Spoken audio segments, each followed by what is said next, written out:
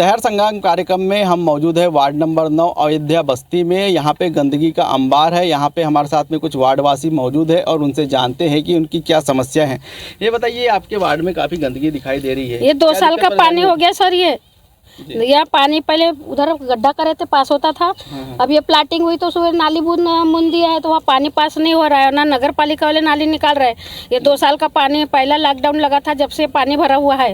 इतनी गंदगी, एक मुसलमान का लड़का 2 बार डूब गया है 2 साल का, तो हाथ दिखते गए तो दौड़ के निकालते गए। कभी भी हादसा हो सकता है। छोटे बच्चों का जैसे 1.5 साल 2 साल वाले बच्चे, बहुत गहरी नाली फुल भरी हुई, आप भी देख सकते हो। इन्हें 2181 में लगाए थे, लेकिन जब शिकायत करो तो लोग मारने पीटने दौड़ते हैं, इसलिए हमने कोई शिकायत नहीं की। और कोरोना के बारे में 2 बार नाली साफ हुई है।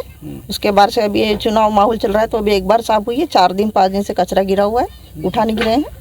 और अभी बारिश के पानी से कीड़े वीड़े हमारे घर में आएंगे। परेशानी बहुत है सर, क्योंकि हमारे घर सामने में है और हम सफाई भी करते हैं तो बास आती रहती है। और रोजाना हम गंगन भी झाड़ते हैं लेकिन बदबू जाती नहीं है। और हम कई बार बोले कि यहाँ से पानी निकालो, गंदा पानी निकालो, हमको बदबू बहुत आती है।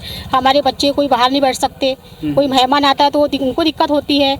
ये सोच कर के हमने कई बार आवेदन भी लगाए लेकिन वो कार्रवाई नहीं करते। नगर पालिका के सफाई कर्मचारी नियमित रूप से नहीं आते हैं। नगर पालिका ने कर्मचारी तो बहुत सारे नियुक्त कर लिए हैं, लेकिन वो सिर्फ जाकर अपनी अटेंडेंस लगाते हैं और प्रॉपर ड्यूटी नहीं करते।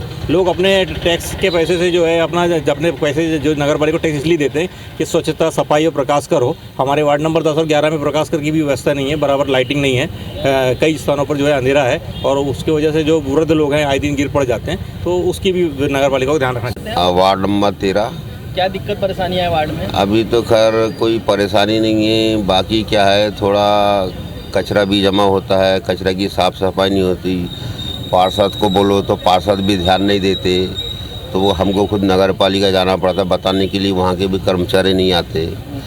अब मजबूरी में हम ही लोगों को 2-4 दिन 8 दिन में नाली साफ़ करना पड़ता है। और क्या समस्या, यही समस्या है।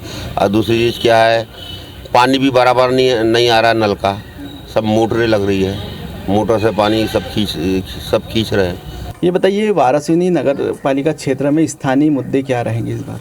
वारासिनी नगर पालिका में इस चुनाव में कुछ ऐसे प्रमुख मुद्दे हैं, जैसे यहाँ पर कभी तालाब हुआ करते थे, 4-5 तालाब।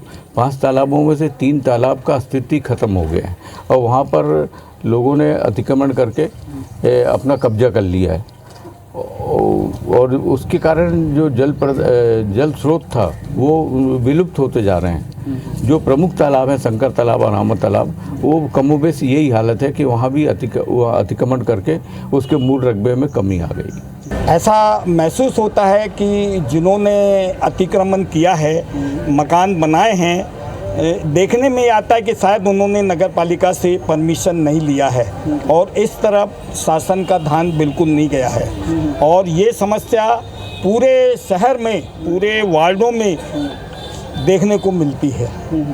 गलियां जो पहले चौड़ी थी, मकान बनाने नियम के विपरीत सड़कों पे मकान बना लिया, जगह सड़कें गलियां सकरी हो गई हैं। 2 वाहन को ले जाने में तकलीफ़ हो रही है। 4 वाहन का तो प्रश्न ही नहीं उठता।